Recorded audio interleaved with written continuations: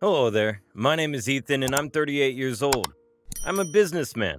I started my first business with my business partner Sean by selling custom design apparel on e-commerce websites in 2009, which turned out to be a massive success. And then we started investing in other businesses, which made us quite a fortune. I run other businesses as well now. I have a chain of restaurants and apparel stores. Life's been good lately. However, there was a time when life hit me hard and knocked me down. 11 years ago, I was diagnosed with cardiomyopathy. It's a heart disease that weakens the heart muscle and reduces its ability to pump blood, which could ultimately lead to heart failure. When I was 18 years old, I started noticing that I sometimes had chest pain and discomfort. I never took it seriously. It wasn't until I was 35 that I had a severe swelling of my legs and ankles, which apparently is a symptom of cardiomyopathy. I went to the doctor and he told me that I had irregular heartbeats. He did a thorough check and told me that I had cardiomyopathy, which explained why I used to feel chest pains and discomfort sometimes.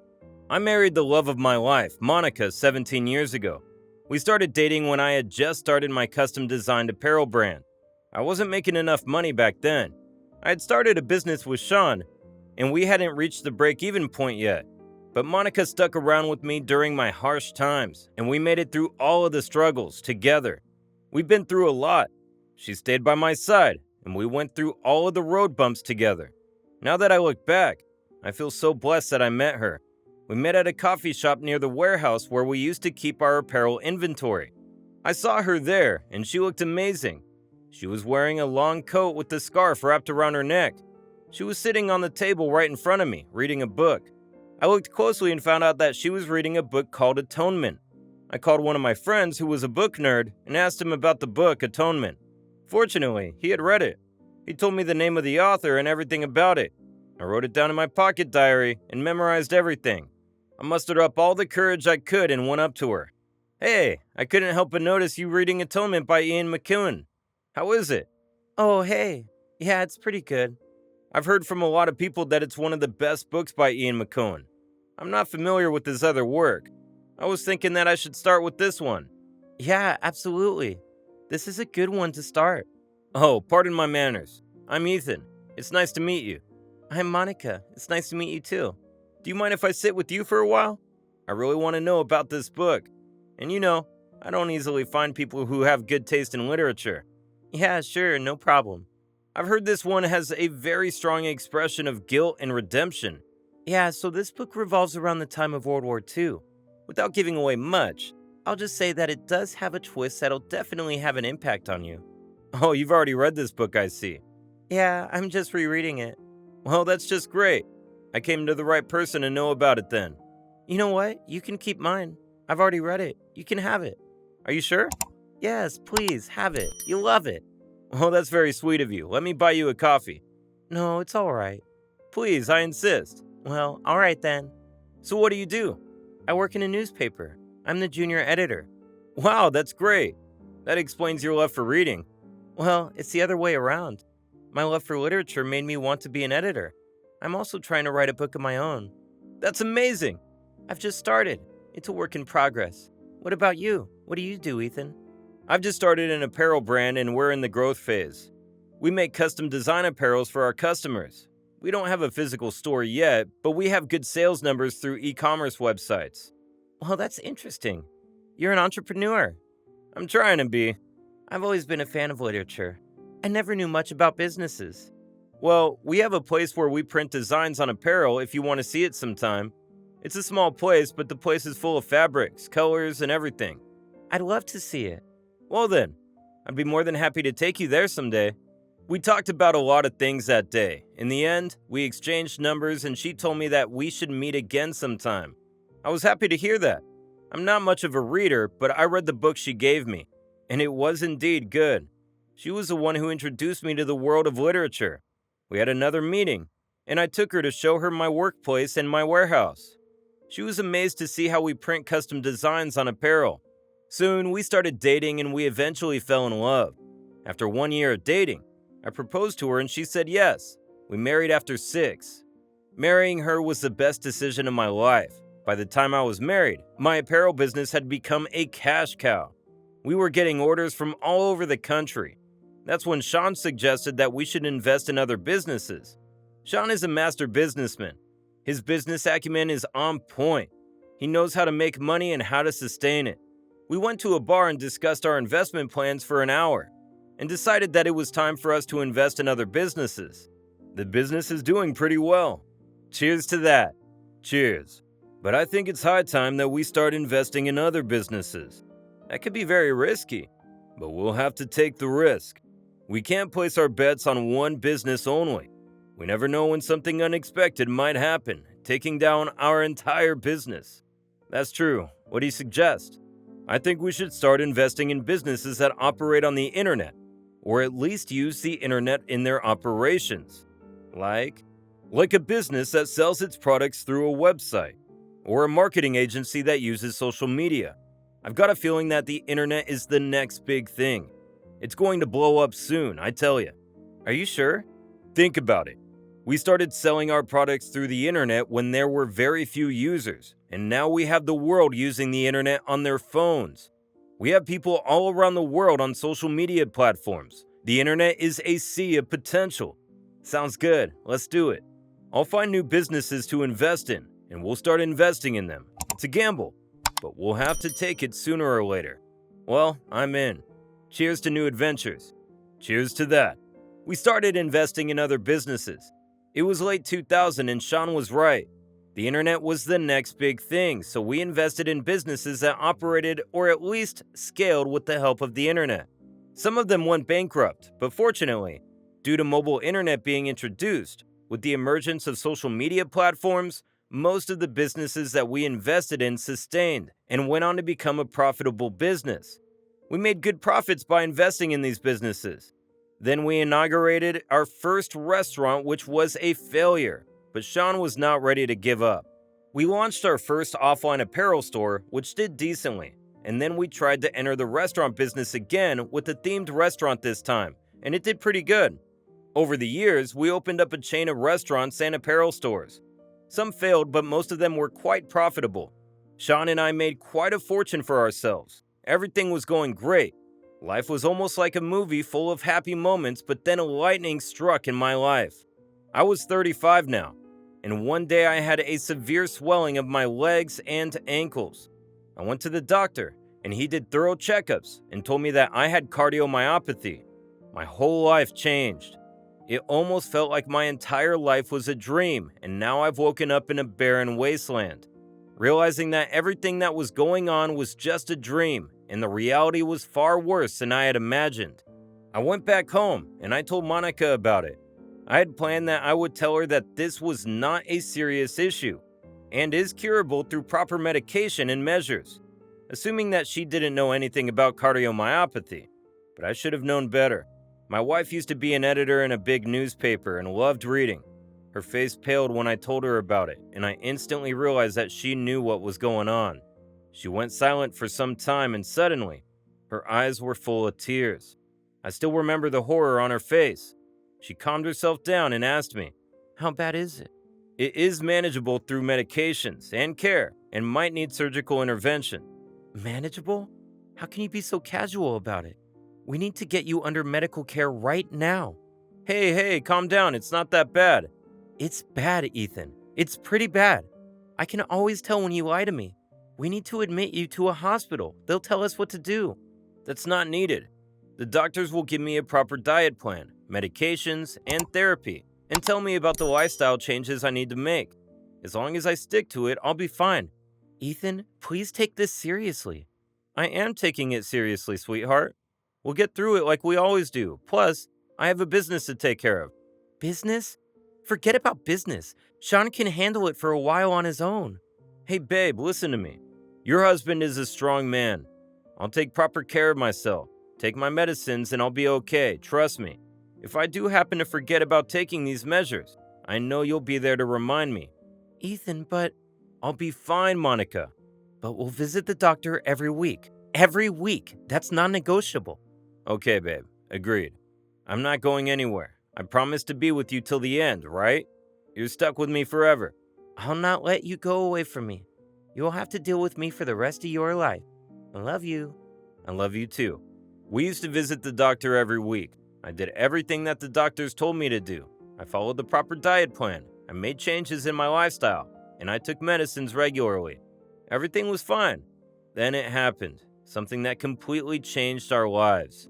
One evening, I was watching TV with Monica at home, when suddenly, I felt severe chest pain, and a few minutes later, I collapsed.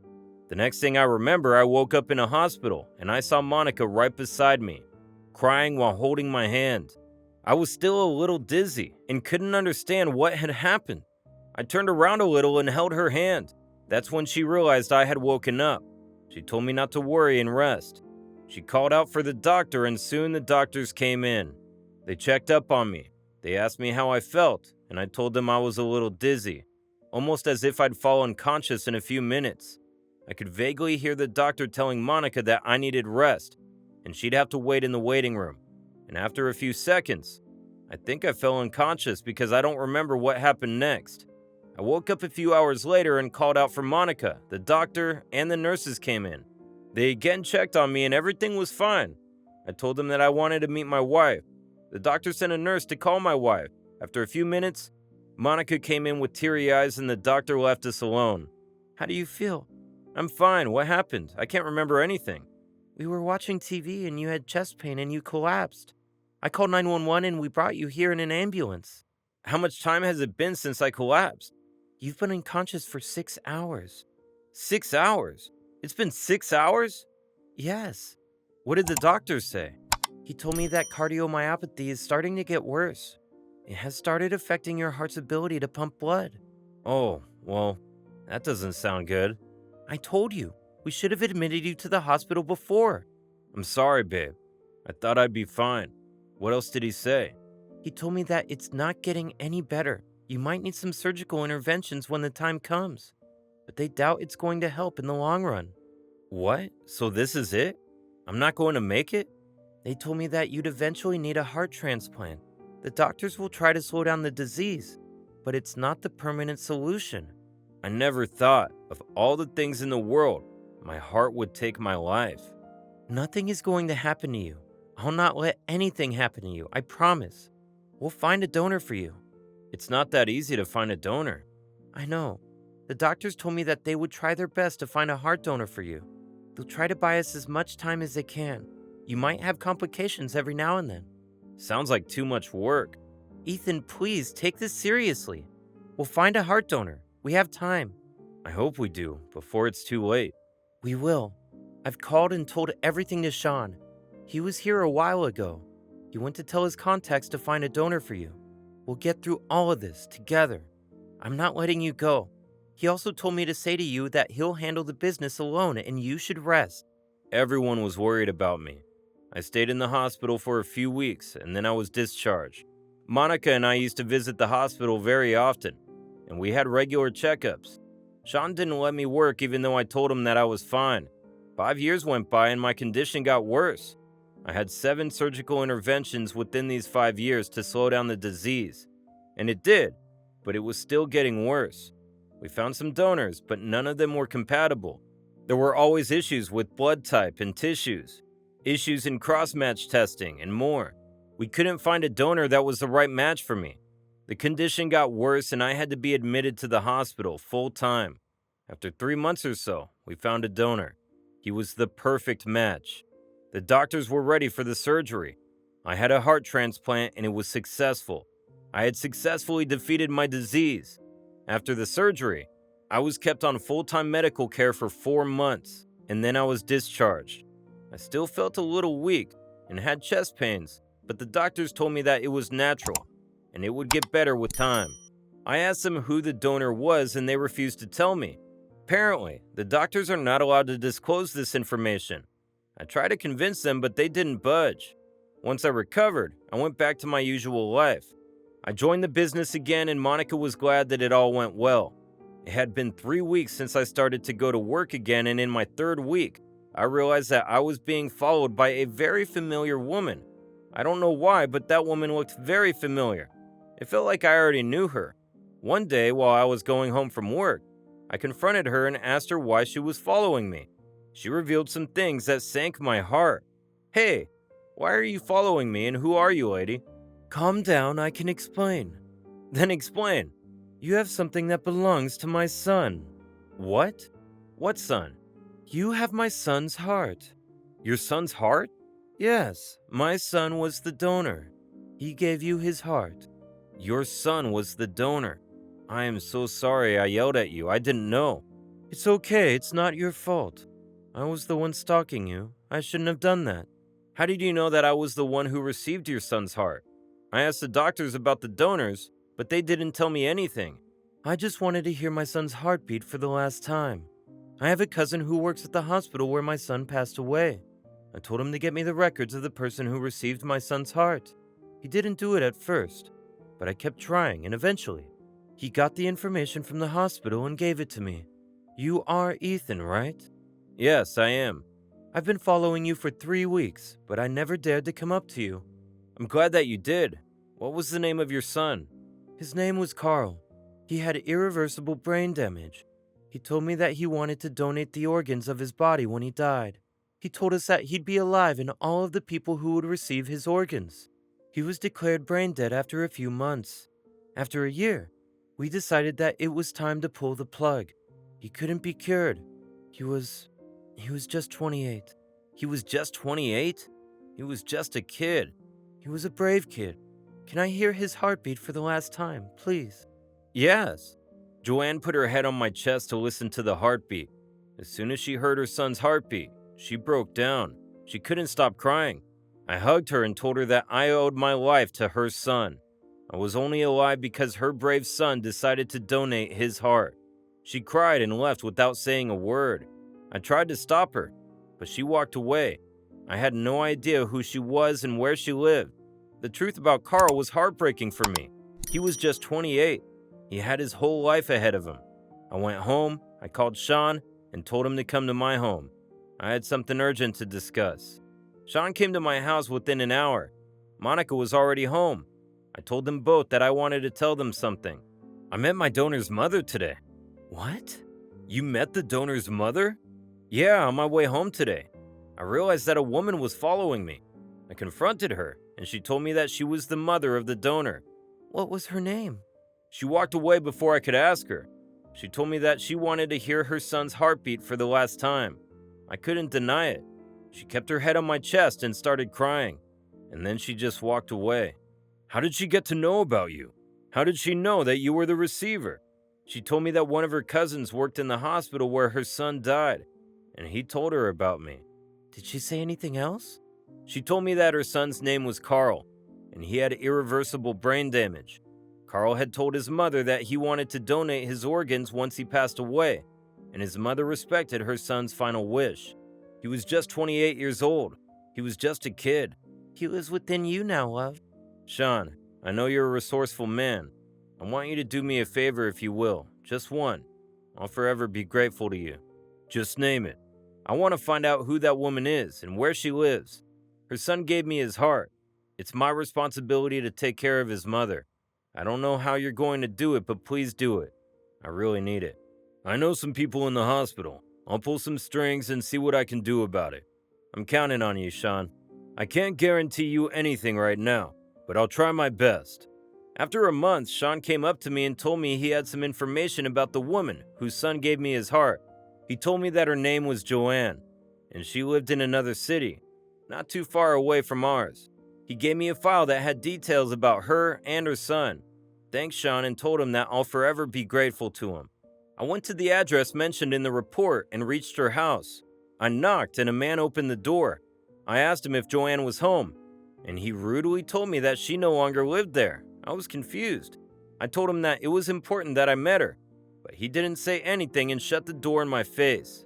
I went to the neighbors' houses one by one, and nobody knew where Joanne was now. Finally, I found a neighbor who knew where she lived. She told me the address and also told me how to get there.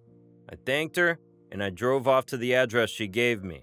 It was 8 miles away, and I finally reached it. It was a small old house. I went up to the door and I knocked. The door was not in good condition. It seemed like it would break if I pushed too hard. After a while, a woman opened the door, and it was Joanne. She was shocked to see me. I told her I wanted to talk to her, and she invited me in. She made me some tea, and we sat in her living room. I just wanted to check on you and tell you how grateful I was to you and Carl. I'm only alive because of him. He always wanted to help people. He was a good kid. God took him away too soon.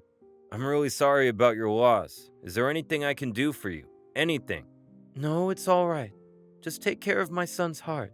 Life has given you a second chance. Make sure you live it to the fullest. A part of my son lives within you. I'll take good care of it, I promise you. Thank you, Ethan. But how did you find me? The same way you found me. I have a friend who has his contacts in the hospital. He pulled some strings and I got your file.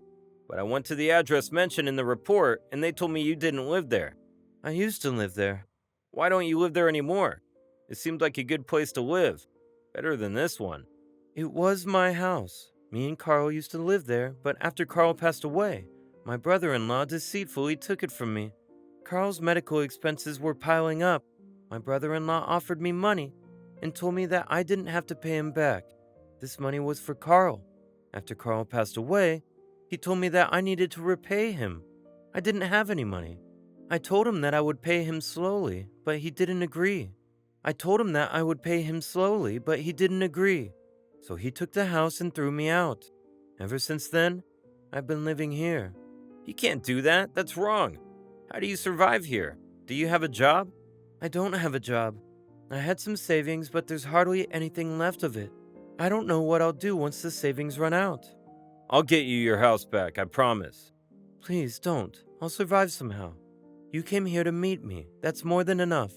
You told me a part of Carl lives within me, and that part would never let me see you live like this. You come with me. You can live in my house, and I'll consult with my lawyer about what we can do to get your house back. You don't have to do that. Joanne, Carl would have never wanted his mom to live like this, would he? No, he wouldn't. So do it for Carl. Do it for your son. But Joanne, please. Let me do this one thing for Carl and for you. I took Joanne to my home where she met Monica. Monica hugged her and told her how grateful she was to her and to Carl. All I could think of was, how could a man do this to a woman who had just lost her son? I was furious. I called Sean and told him to get the best of the lawyers in our city. We hired a team of lawyers, and I told them about everything. We made a strong case against Joanne's brother-in-law and went to court. The court ordered an investigation. The investigation went on for 4 months. Meanwhile, Joanne stayed at my home. In these 4 months, Joanne became like a family member for us. 4 months later, after the investigation, it was found that there was no legal document that could verify that Joanne took a loan from her brother-in-law, keeping her house as collateral. We won the case and we got the house back. We also sued Joanne's brother-in-law for unlawful eviction and we won. Joanne's brother-in-law had to pay a hefty fine. After the court hearing, I went up to Joanne's brother-in-law and I told him he should be grateful to Joanne. I would have not let him go so easily.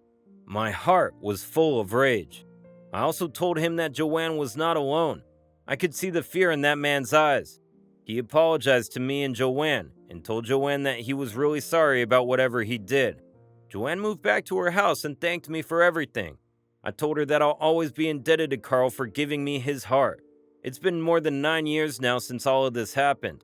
After Joanne got her house back, I offered her to join my businesses and she accepted. She was doing well now. She understood how everything worked in the business very quickly, and now she is one of the key members in our business. She has helped us open 2 more restaurants and 3 more apparel stores in her city. She takes care of everything there.